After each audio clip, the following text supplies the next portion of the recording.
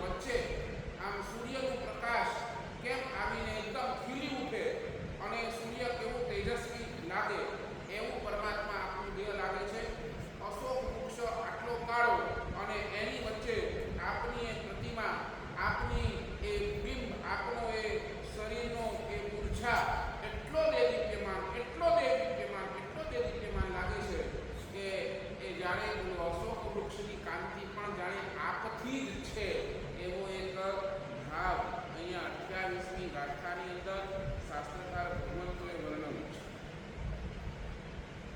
અહીંયાથી હવે પરમાત્માના ગુણોની વાત કરીએ તો ગુણોની વાત અને આ પ્રાતિહાર્યની વાત કરીએ તો પ્રાતિહાર્યની વાત એક ચીજ સમજી લેજો. ભગવાન આવા ઐશ્વર્યના સ્વામી બન્યા. ભગવાન પાસે આવો ઐશ્વર્ય આવ્યો તો એનું કારણ છે.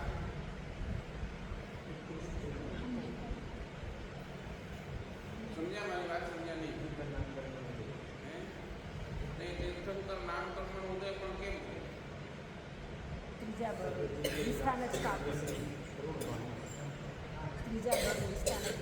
મેં છે ને પહેલામાં વાત કરેલી પણ આને પછી પાછો રિપીટ કરું છું.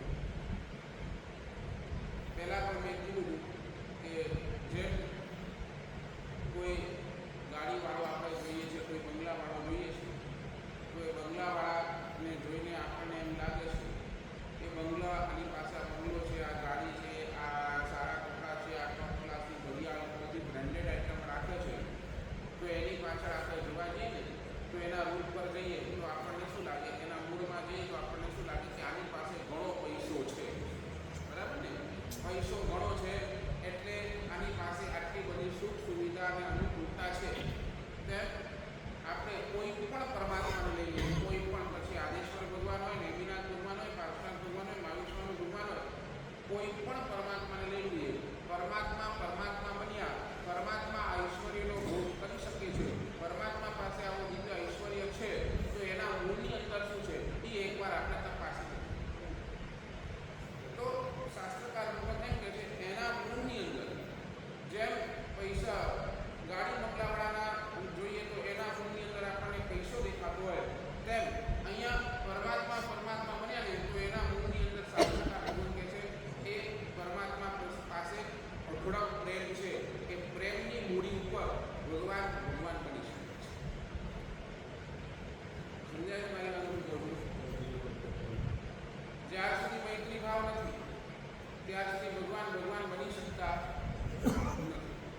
જ્યાર સુધી મૈત્રીના આપણે પાઠ નથી શીખતા, જ્યાં સુધી પ્રેમના પાઠ આપણે નથી શીખતા, ત્યાં સુધી આપણે પણ ભગવાન બની શકવાના નથી. એટલે દરેક જીવની જો ભગવાન બનવાની તમારી ઈચ્છા હોય તો તમારા મૂળની અંદર જોઈએ પ્રેમ જોઈએ.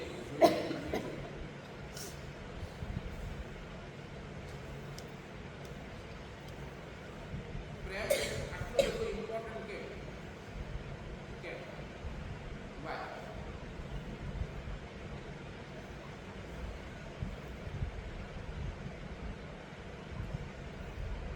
જરૂર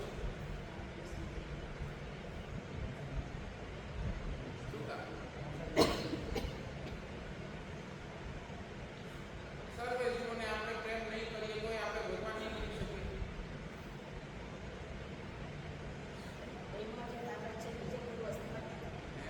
પ્રેમમાં જે વસ્તુ છે, જે તાકાત છે, નેગેટિવ માણસને પણ પોઝિટિવ કરી નાખે છે. બરાબર.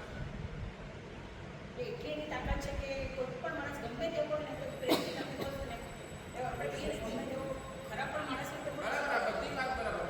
પણ આ પ્રેમની જરૂર બધા જીવો પ્રત્યે કેમ?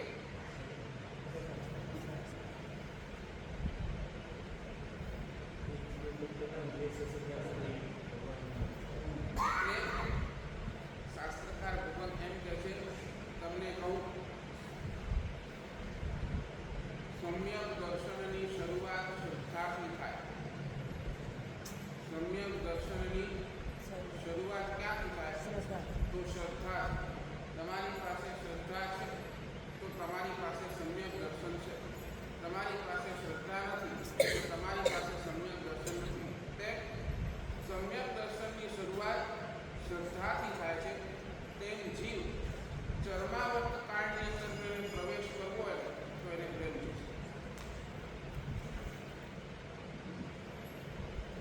થોડો ટિપિકલ વર્ડ છે, શાસ્ત્રીય ભાષા છે. તમારી ભાષાની અંદર સિમ્પલમાં સમજાવું તો આપણે આજ સુધી કેટલાય અનંતા ભવથી સંસારની અંદર ભટકી રહ્યા છે. આ ચક્કર ચાલી રહ્યું છે, જન્મ મરણ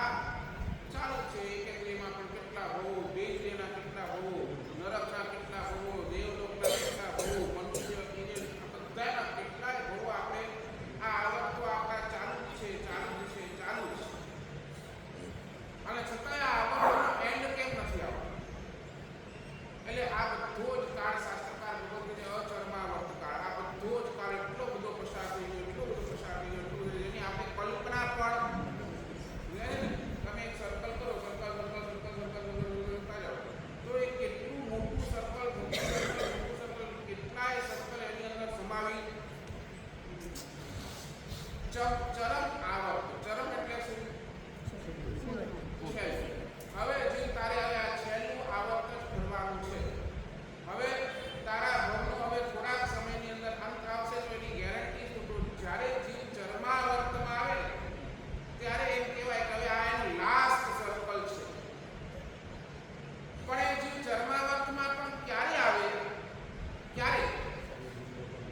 જ્યાર સુધી એના પાસે પ્રેમ નથી તો એ જીવ ચરમાવર્તમાં પણ આવે નહીં. સમજાય કે નહીં સમજાય? Last circle. હવે બસ આ એક સર્કલ મારે કરવાનું અને પછી મારો મોક્ષ. તો આ લાસ્ટ સર્કલની પ્રતીતિ. હવે મારું લાસ્ટ સર્કલ છે કેવી રીતે ખબર પડે? જો તમારા હૃદયની અંદર આ પ્રેમ છે, જો બધા જ જીવો પ્રત્યેનો પ્રેમ છે, એટલે પ્રેમનો અર્થ શું? પ્રેમની ડેફિનેશન શું?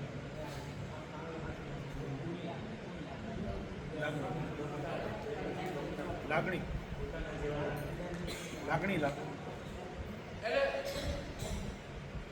એના એક લાઈનની અંદર, એક શબ્દની અંદર જો ડેફિનેશન આપું ને તો પ્રેમ એટલે બીજું કાંઈ નહીં, બધા જીવો પ્રત્યેનો સદભાવ.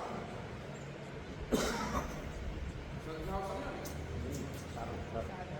કોઈનું પણ ખરાબ ઈચ્છવું નહીં, આ સદભાવ. પછી એ ભલે ને મારો દુશ્મન પણ કેમ ન હોય પણ એના પ્રત્યે પણ મારે ખરાબ ઈચ્છવું નહીં. એ શું છે? તો જેની પાસે પ્રેમ છે એ જ છે ને ચરમ આવર્તનની અંદર આવી શકે એમ છે. એટલે લાસ્ટ સર્કલની અંદર એનો પ્રવેશ થાય. જ્યાર સુધી એની પાસે આ પ્રેમ નથી, આ સદભાવ નથી, ત્યાર સુધી એ લાસ્ટ સર્કલ પર પ્રવેશ નથી. એ વાત 100% બાકી છે. અને આ લાસ્ટ સર્કલમાં પણ હવે મારા કેટલા ભાવ બાકી છે તો એ જાણવા માટે શું? તો જેવું એની પાસે સમ્યક દર્શન આવ્યું, જેવું આની પાસે સમ્યક આવ્યું એટલે એને ભાવની ગણતરી પણ હવે ચાલુ થઈ જાય. હવે 8 ભાવ, 10 ભાવ, 12 ભાવ, બસ હવે એનાથી વધારે સમજાય ને? મારું સમજાય ને? એટલે એક આવર્ત, છેલ્લો આવર્ત, અને છેલ્લા આવર્તની અંદર પણ ભાવ ઓછા તો સમ્યક દર્શન આવ્યું એટલે હવે પૂરું. સાચું બોલો. આપણે અચરમાવર્તમાં કે આપણે ચરમાવર્ત?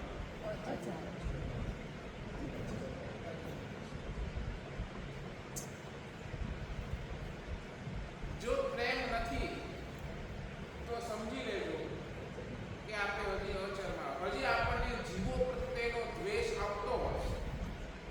જીવો પ્રત્યેનો દ્વેષ જ્યાર સુધી મનની અંદર રહેશે ત્યાર સુધી અચર. અને જે દિવસે જીવો પ્રત્યેનો પ્રેમ હાઈટ પર જશે તો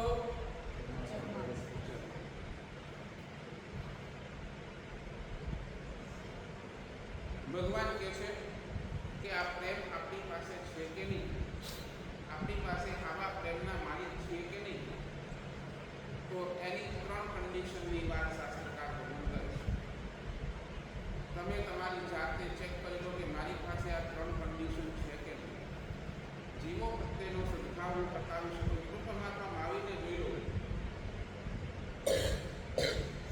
સાધના જીવનના 12.5 વર્ષ એમને પ્રેમ પર્વ મનાવ્યા.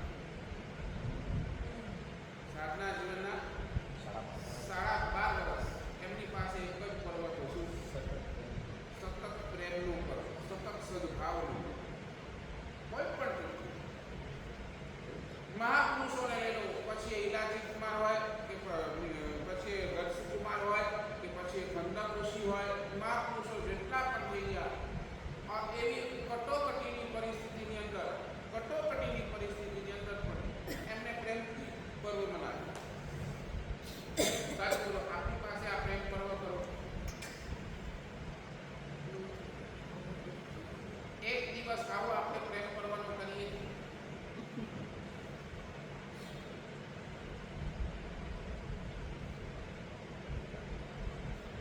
સાચું બોલો. ચાલો આખી દુનિયાની વાત છોડો, ખાલી તમારા પરિવાર પ્રત્યેનો પ્રેમ પર્વ ક્યારે કર્યો? મારા પરિવારના એક પણ જેટલા પરિવારની અંદર છું, પછી મારા ભાઈ હોય કે મારા ફેમિલી મેમ્બર જેટલા હોય 20, 30, 40 જણા, એ બધા પ્રત્યેનો મારો પ્રેમ હોય. ગેટ ટુગેધર ઘણા કરો છો. એ ગેટ ટુગેધરમાં શું હોય પછી? શું પછી એમાં પંચાયતી ન હોય?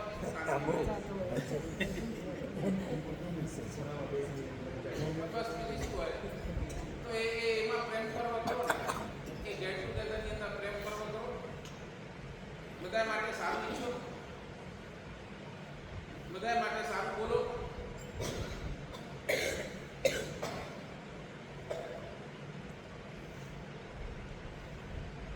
ગઈકાલે પણ મારી વાત અધૂરી છે. આ એના સંલગ્નની વાત છે. સંલગ્ન ગઈકાલે પણ મેં કીધું 3 ચીજો. શું હતું ગઈકાલે પણ? નિરાશ્રય જવાનો જેમ પગથિયા રંગમંડપ અને પ્રભાવે, તેમ સાધના માર્ગનો પણ 3 સ્ટેપ. અશુભને છોડી શુભમાં આવો અને શુભથી શુદ્ધમાં જાઓ. અશુભ અને શુદ્ધ વચ્ચેનો જે પાઠ છે એ શુભ. આ શુભનું સેવન મારા જીવનની અંદર કેવી રીતે થાય, તો એની પણ ગઈકાલે પહેલી વાત કરી હતી. સાધનામાં 50 શક્ય એટલી બધી જ સાધના મારે કરવી છે. એનો બીજો પાઠ એટલે આની સાથે સંલગ્ન છે. વચનમાં ક્યાંય કટુતા નહીં. સાધનામાં ક્યાંય 50 નહીં, અને બીજા નંબરની અંદર વચનની અંદર ક્યાંય કટુતા. એ આવું એ પોઈન્ટ પર પણ આવું છું. પણ પહેલા એને સમજી લો. એક નહીં કરું છું. વચનની અંદર ક્યાંય પણ તમારી પાસે કટુતા નથી, તો સમજી લેજો કે તમારી પાસે શુભનો માર્ગ છે. અને શુભનો માર્ગ એટલે આ પ્રેમ. ગમે તેવો વ્યક્તિ હોય, કટુતા ક્યાંય નહીં. તમારો દુશ્મન પણ હોય તોય કટુતા ક્યાંય.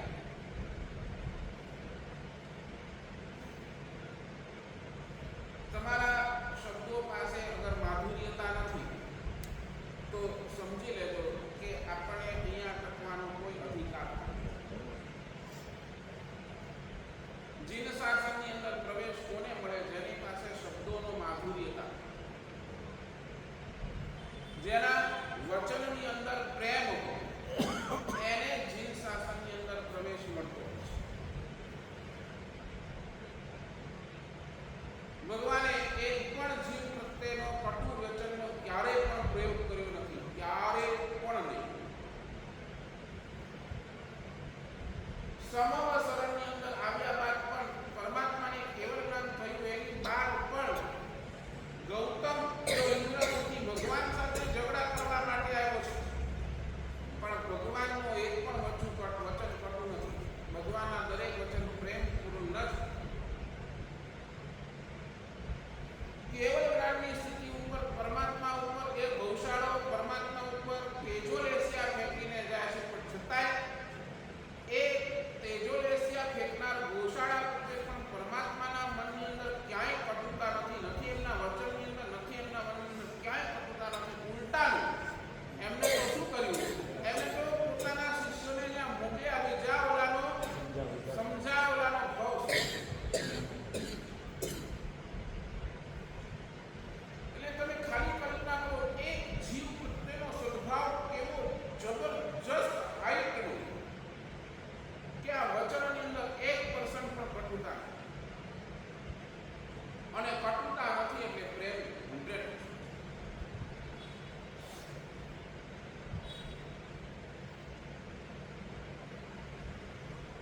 સાચું બોલો. આપણી પાસે આવો પ્રેમ ખરો, આવો સદભાવ આપણી પાસે ખરો.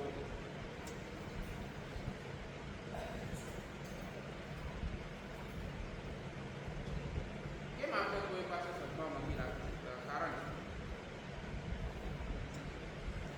આપણો સદભાવ તૂટી જાય છે એનો રાજ છે.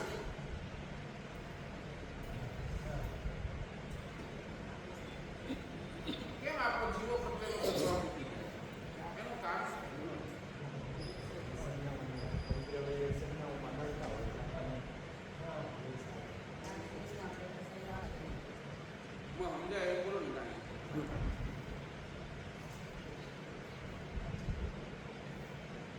સદભાવ આપણે ટકાવી નથી શકતા? આપણું મન ચંચળ છે. થોડો બધું સમજ.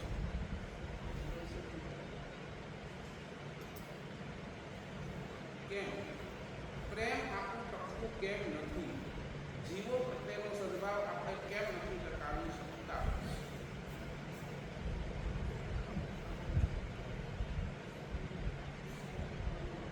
પોતાના અવગુણ દેખાતા નથી.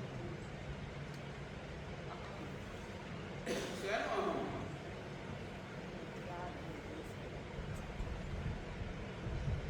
શેનો? બોલો ને. માં અને દીકરા વચ્ચે શેનો અનુભવ? પિતા પુત્ર વચ્ચે શેનો અનુભવ? કેમ સદભાવ નથી ટકતું? મનમાંથી કોઈના પર દ્વેષ થયો. અરે પણ માં અને દીકરા પ્રત્યેનો શું અનુભવ? એ શું દ્વેષ? બોલો ને. મનમાંથી આપણા કોઈના પર દ્વેષ થયો. ઠીક છે, દ્વેષ તો નથી ગયો, પણ તોય પ્રેમ ટકવાનું સૌથી મોટું ડ્રોબેક કયું આપણી પાસે? નથી ટકતું. કેમ સદભાવ નથી ટકતું?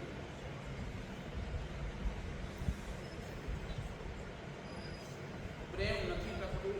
શાસ્ત્રકાર ભગવંતો એની માટે એક જ ચીજને જવાબદાર બને છે, અને એ છે આપણી અપેક્ષાઓ.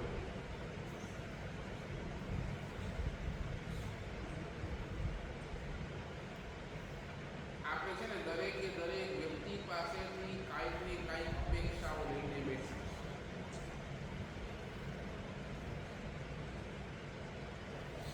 સમજાય છે? માં દીકરાને સાચવે છે, મોટો કરે છે, તો એ માને પણ છે ને દીકરા પાસે કાંઈક શું અપેક્ષા છે? વડપણમાં કામ સેવા બરાબર ને? એક અપેક્ષા છે કે કંઈક દીકરો હમણાં દીકરાને સાચવીશ તો મોટો થઈને દીકરો મને સાચવશે. આ અપેક્ષા છે. અને શું થાય છે? અપેક્ષા તૂટે એ અપેક્ષા ક્યાંક પૂરી નથી થતી, ક્યાંક તૂટી જાય છે. તો શું થાય? એ સદભાવ આપણો અને આ સદભાવ તૂટ્યો એટલે પ્રેમ તૂટ્યો.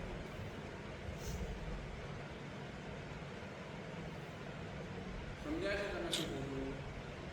દરેક ઠેકાણે આપણે છે ને દરેક જીવ સાથે આપણે અપેક્ષાઓ લઈને બેઠા છીએ. એક એવી જગ્યા બતાવો જ્યાં તમે વગર અપેક્ષાએ પ્રવેશ, તમારા સંસારની અંદર એક એવી જગ્યા એવી બતાવો, એક એવો રિલેશન તમે એવો બતાવો જ્યાં વગર અપેક્ષાએ તમે જાઓ છો. નો અપેક્ષા.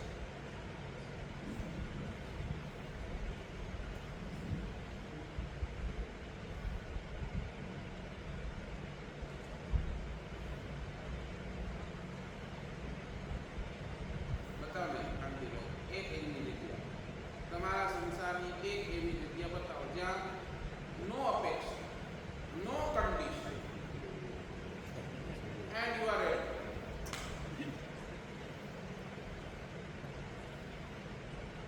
અને સાચું તમને તકલીફ ક્યાં થાય?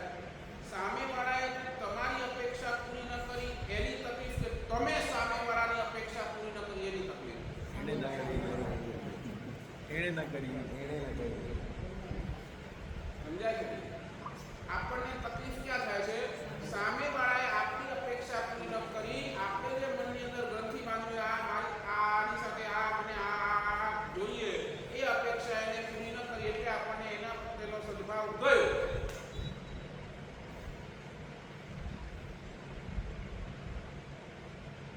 હકીકતમાં તો હોવું ક્યાં જોઈએ કે મેં સામેવાળાની અપેક્ષા સંગમ ગયો, પરમાત્માને હેરાન કરી 6 મહિના સુધી હેરાન કરી થાકીને સંગમ જ્યારે રિટર્ન થાય છે ને ત્યારે પણ પરમાત્માની આંખની અંદર કેમ હતા? હા, એ મારા જેવાને માનીને પણ આ જીવ વિચારો કોઈ મારા જીવાની આશાતા તીર્થંકરની આશાતા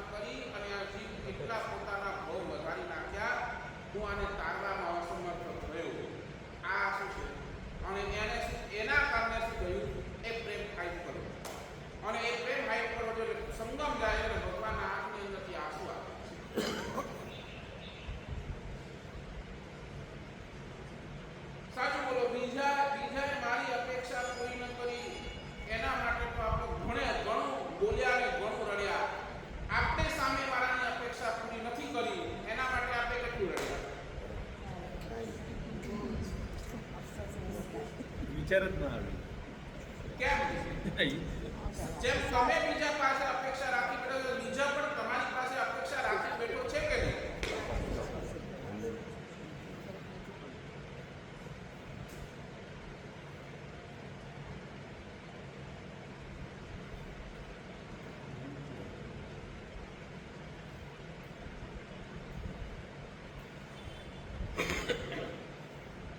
અને જ્યાં સુધી આ અપેક્ષાઓનું ચક્કર છે ને, આ અપેક્ષા જ્યાં સુધી ત્યાં સુધી અલ્ટિમેટ પ્રેમ તો તમે કરી દેશો.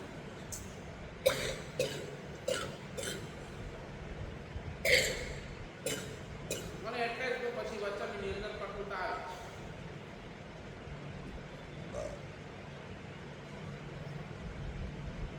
ક્યાં જશું આપણે?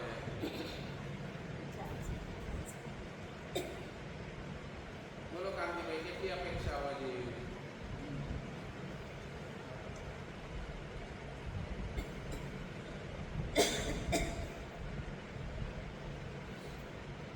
સાચું બોલો ને, 500 ની નોટ હોય, રિઝર્વ બેંકની 500 ની નોટ હોય, એકદમ કડક નોટ હોય, ફ્રેશ. તમને ગમે કે ન ગમે? મળે તો ગમે કે ન ગમે? ગમે ને? એના માટે સાચવીને રાખીએ. એ 500 રૂપિયાની નોટ ક્યાંક તમારા હાથથી પડી ગઈ અને નીચે એટલું મટ્ટી હતી, આ હતી, ચોટી અને તમે એને લીધી. બોલો હવે એ 500 ની નોટ ગમે કે ન ગમે? ગમે કે ન ગમે?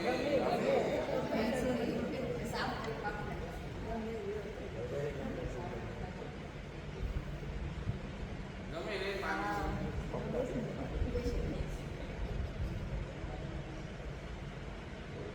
નવી નોટ કોઈ એને આમ ઊંચું આખું કરી આમ તમને ને આમ રબર બોલને આમ ઊંચો કરી અને પછી તમને એ 500 ની નોટ આપે, તમને ગમે? પણ એની આ અવસ્થા ખરાબ થઈ ગઈ. ગમે તેવી નોટ પછી ટીચરની અંદર ગંદકી થયેલી હોય કે પછી આમ ઊંચો વાળેલો હોય કે પછી રિઝર્વ બેંકની ફ્રેશ નોટ હોય, બધી ગમે. બધી ગમે ને? આ કે ના બોલો? બરાબર ને? બધી જ નોટો કેમ ગમે બોલો? કામ ઈ જ કરવાનું છે ને, એ કામ ઈ જ કરવાની છે. બરાબર ને? 500 એટલે 500 જ આવવાના છે. value તો પૂરેપૂરી છે, બરાબર ને? હું દુકાને જઈશ તો હું 500 આપીશ તો મને 500 ની આઈટમ મળવાની જ છે, બરાબર? એટલા જ માટે પછી એ ગંદરી હોય, પછી એ ચીમડાયેલી હોય કે પછી એ ફ્રેશ હોય, તોય મને ગમે અને ગમે. તેમ ભગવાન કહે છે દરેકે દરેક આત્મા એ પરમાત્મા બનવાનો જ છે. એની વેલ્યુ એ જ છે. જેમ 500 ની વેલ્યુ 500 જ છે, તેમ દરેકે દરેક આત્મા એ પરમાત્મા બનવાનો છે. એની વેલ્યુ એ જ છે. હમણાં એ ફ્રેશ છે, હમણાં એ કર્મોના કીચડોથી લેપાયેલો છે, અથવા તો પોતાના પાપોથી કરમાયેલો છે, ગમે એ છે, પણ એની વેલ્યુ તો શું છે? એ ક્યારેક ને ક્યારેક તો એ પરમાત્મા બનવાનો જ છે. તો પછી જેમ 500 ની વેલ્યુ આપણને ખબર છે, તેમાં જીવની વેલ્યુ આપણને ખબર નથી. કેમ પ્રેમ ટકતો નથી? 500 ની નોટ ઉપર ગમે તેવી પ્રેમ ટકી જાય. આ નોટ ઉપર પ્રેમ ટકીએ તો વ્યક્તિ ઉપર પ્રેમ કેમ નહીં?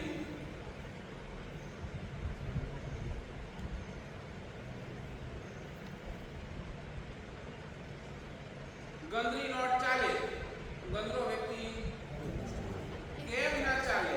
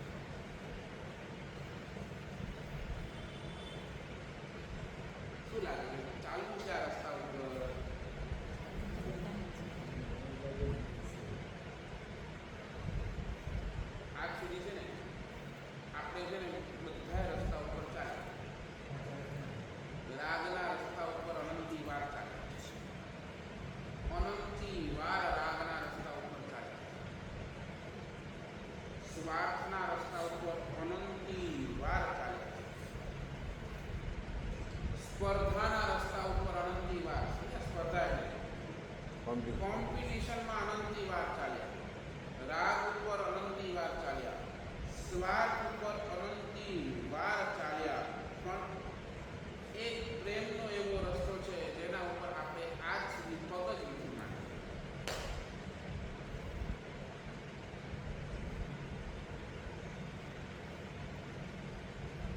જેટલા રસ્તા ચાલ્યા બધા રાગ, સ્વાર્થ અને સ્પર્ધા, આ ત્રણના રસ્તા આપણે પકડ્યા છે. અને મહાપુરુષોએ આ રાગ, સ્પર્ધા અને સ્વાર્થના રસ્તા છોડી પ્રેમના રસ્તે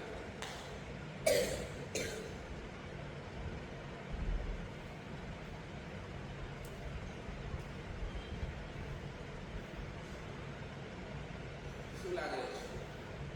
પ્રેમના રસ્તે હજુ સ્વાર્થ અથવા તો રાગ, ત્રણ કેટેગરી છે. પહેલા પણ કીધું, પાછું એકવાર રિપીટ કરું. એક બાજુ રાગ છે, એક બાજુ પ્રેમ છે અને એક બાજુ કરુણા છે.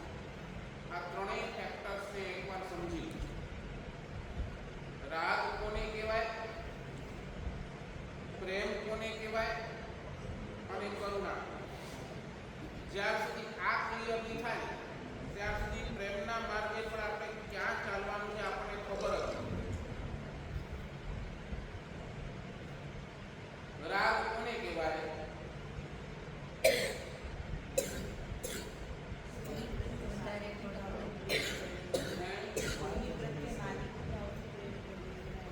રાગ સિમ્પલ ભાષાની અંદર, સિમ્પલ, બહુ સિમ્પલ, આમ ગળે ઉતરી જાય એવું, શીરાની જેમ.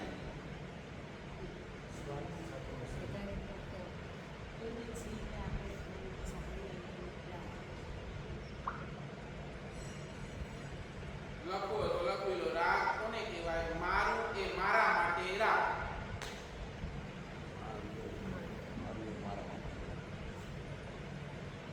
સિમ્પલ ભાષા.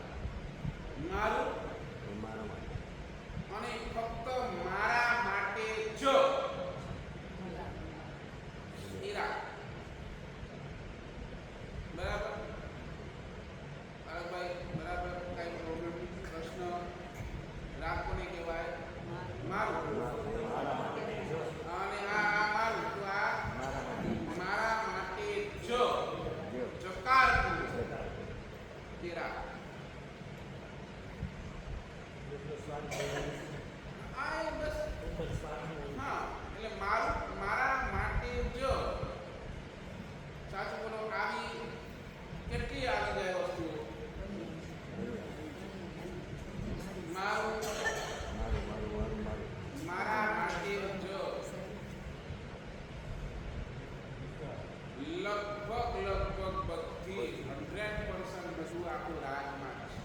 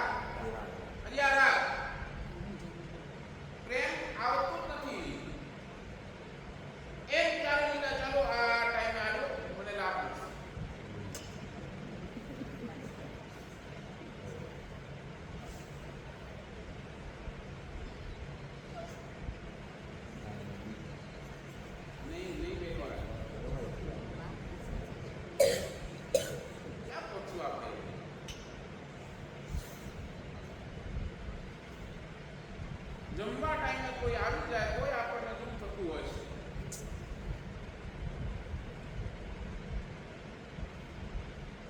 અને મહાપુરુષો જેટલા કહીએ ને એ તો રાજી થાય. હા,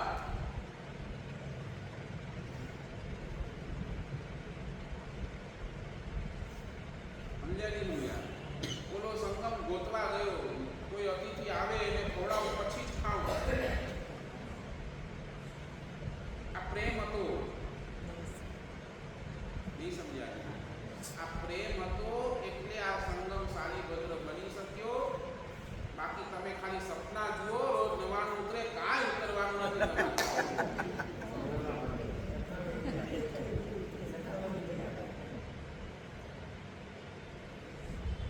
નહીં, તમે સમજો ક્યાં ક્યાં છૂટ્યા આપણે.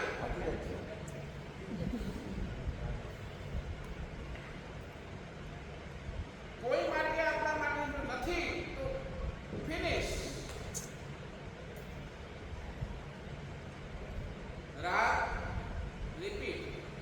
મારું એ મારું જ એ રાત. પ્રેમ મારું એ બીજા માટે પણ ઈ પ્રેમ. અને કરુણા મારું એ બધા માટે. આજુ બીજો નહીં પણ બધા એ કરુણા. કરુણા હાઈટ જે પરમાત્માએ ભાવી. પૂર્વના ત્રીજા ભાવની અંદર જે બ્રહ્માને ભાવી. જો હોવે મુજ શક્તિ સી સમી જીવ કરું.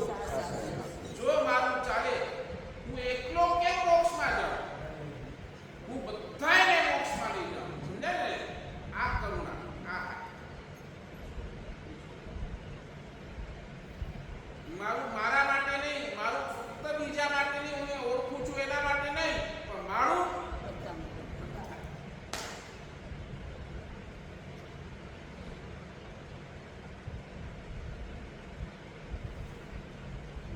સાચું બોલો. એક કરુણાનો હાઈટ આપણી પાસે નથી, પણ પ્રેમનો હાઈટ આપણી પાસે કરો.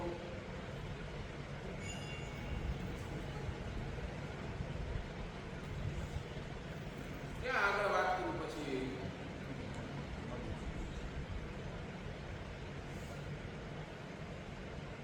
આ બધાય ગુણોનો મૂળ, જેટલા ગુણ છે એ બધાય ગુણોનું મૂળ એક જ પ્રેમ છે.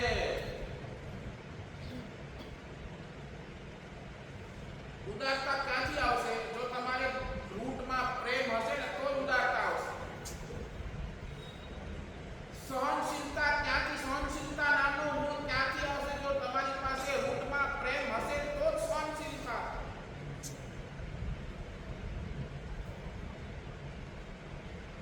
જેટલા ગુણો તમે લઈ લો ને, જેટલા ગુણો તમે કાઉન્ટ કરો, એ બધા જ ગુણ, અને એનો મૂળ તપાસો ને તો પ્રેમ જ છે, બીજું કાંઈ નથી.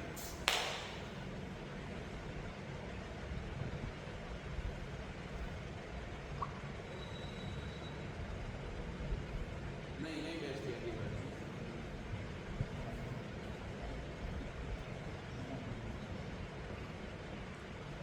બધાયનું મૂળ પ્રેમ. દરેકે દરેક ગુણ એ પ્રેમથી સિંચિત છે.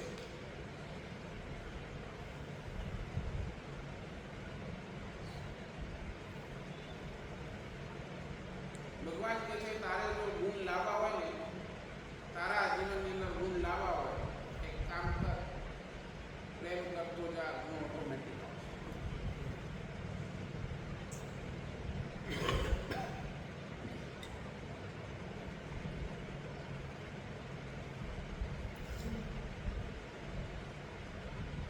શું લાગે?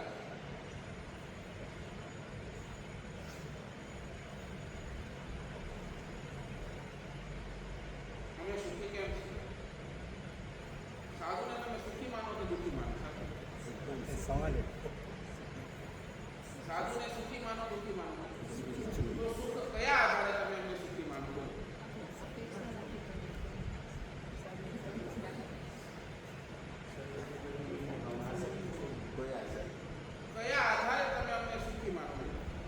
અપેક્ષા નથી.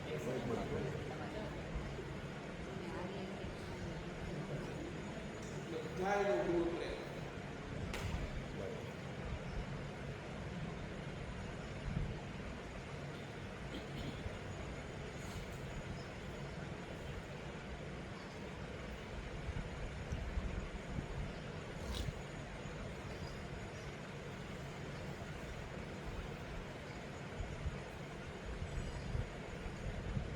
બસ આ જ વાત આજે પાયો કર્યો રૂપ જો આ છે. ખરેખર મારી પાસે રાગ છે કે પ્રેમ છે એકવાર આપણી જાણવી જ્યાં જ્યાં રાગ હોય ને તો રાગને તોડીને પ્રેમને સ્થાપિત કરવાનો પ્રયાસ પછી આ માર્ગ આગળ ચાલશે. 3 કન્ડિશન શાસ્ત્રકાર જે ભગવાન બતાવે તમારી પાસે પ્રેમ છે કે નહીં એની 3 કન્ડિશન શાસ્ત્રકાર ભગવાન બહુ જબરદસ્ત ખોટીની વાત કરી રહ્યા છે. પણ આ બેસ પહેલા તૈયાર રાગ તોડવાના પ્રયાસ કરો અને પ્રેમને આગળ લઈ જાઓ. આખા એ જીન શાસનનો સાર પણ આ પ્રેમ જ છે.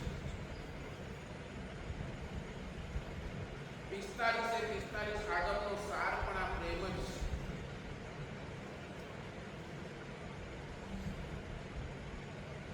કોઈ પણ ગ્રંથ લઈ લો એનો આધાર પ્રેમ જ છે.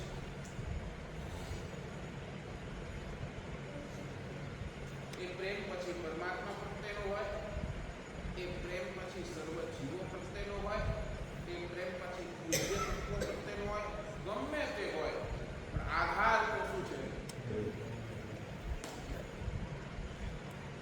આને લઈને આવતીકાલે આપણે આગળ હજી વધશું. 3 કન્ડિશન સમય મારો થઈ ગયો. 3 કન્ડિશનની વાત આપણે કરીશું. આજે 27મી ગાથા અને 28મી ગાથાના ફળ સ્વરૂપે 27મી ગાથા એ કહે છે કે 27મી ગાથાનો પ્રભાવ દરેકે દરેક શત્રુઓનો ભય દૂર થાય છે. હવે શત્રુ કયા? તો કે બંને. બાહ્ય શત્રુ તો કોઈ છે જ નહીં, પણ આંતરિક શત્રુને પણ જીતવું હોય, આંતરિક શત્રુના ભયને પણ દૂર કરવું હોય તો એ 27મી ગાથા ક્રોધ, માન, માયા, લોભ જે સતાવતા હોય એનો પણ નાશ આ 27મી ગાથા એટલે કે અભ્યંતર શત્રુનો પણ નાશ અને બાહ્ય શત્રુ કે જો પ્રેમ હોય તો બાહ્ય કોઈ શત્રુ આપણને શત્રુ જ લાગે નહીં. અને 28મી ગાથાનો પ્રભાવ શાસ્ત્રકાર ભગવાન કહે છે તમે કોઈ પણ ફિલ્ડની અંદર હો અને કોઈ પણ ફિલ્ડની અંદર તમને સારામાં સારી પોસ્ટ જોઈતી હોય, ઊંચી પદવી જોઈતી હોય તો એ 28મી ગાથા એનો મંત્ર રૂઢિ મંત્રના સ્મરણ દ્વારા આપણને પ્રાપ્ત થઈ શકે છે. ઊંચામાં ઊંચી પદવી આપનાર જો કોઈ ગાથા હોય તો એ 28મી ગાથા. તમે નોકરી કરતા હોય, નોકરીની અંદર ટોપ પોઝિશન પર જવાનું હોય તો એ 28મી ગાથા